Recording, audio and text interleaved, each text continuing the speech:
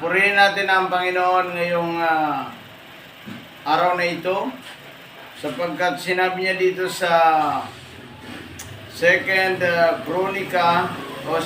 Chronicles chapter 7 verse 14. Ngunit sa sandaling ang aking bayang ito na aking pinili ay magpakumbaba, manalangin, hanapin ako at talikdan ang kanilang mga kasamaan.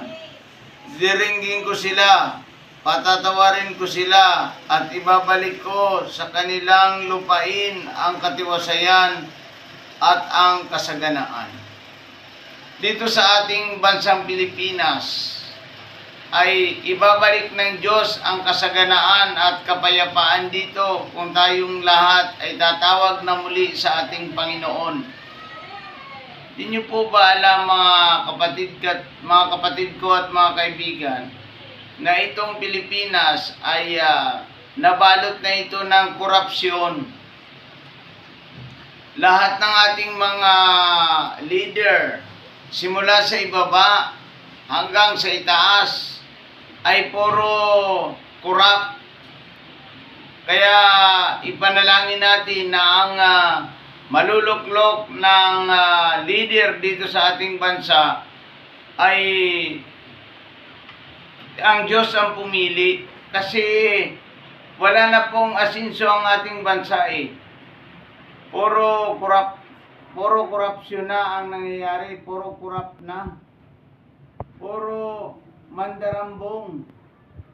Kaya sabi niya dito, kung ang aking bayang pinili, sabi ng Diyos, magsisi, tumalikod sa kanilang mga kasalanan, muli kong diringgin ang kanilang panalangin, at ibabalik ko sa kanila ang kasaganaan at pagpapalang nagmumula sa Diyos. Yun ang ating hinahanap. Kasi dito sa ating bansa, ang korupsyon ay laganap na. Laganap ang korupsyon, laganap ang lahat ng kasamaan. Kaya minsan, hindi natin masukat dito sa ating bansa na laganap ng kasamaan eh. Kaya pinainaya tayo ng Diyos na muling magbalik loob sa Kanya. At kung magbabalik loob ang tao sa Diyos, patatawarin niya at muli niya itong pasasaganain ng ating bansa. Mga kaibigan ko, sa darating na halalan, pumili tayo ng mga taong karapat-dapat at talagang may takot sa Diyos para ang ating bansa ay muling gumaling at makabalik sa kasaganaan ng ating bansa.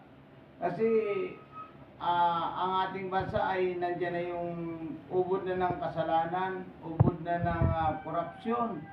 Kaya bilang messenger of God ng Diyos, ay tayong lahat ay binababalaan na mula dito sa Second Chronicle chapter 7 verse 14 na ang tao ay dapat magsisi at tumalikod sa kanyang kasalanan para muling panumbalikin ng Diyos yung kasaganaan ng ating bansa. Purihin na ang Panginoon, naway pumili tayo ng mga taong karapat-dapat iboto sa darating na Lunes. Ngayong May 12. At tayo pong lahat ay magboto at pumili tayo ng mga taong karapat-dapat sa paningin ng tao at sa paningin ng Diyos. Purihin natin ang Panginoon ngayong araw na ito.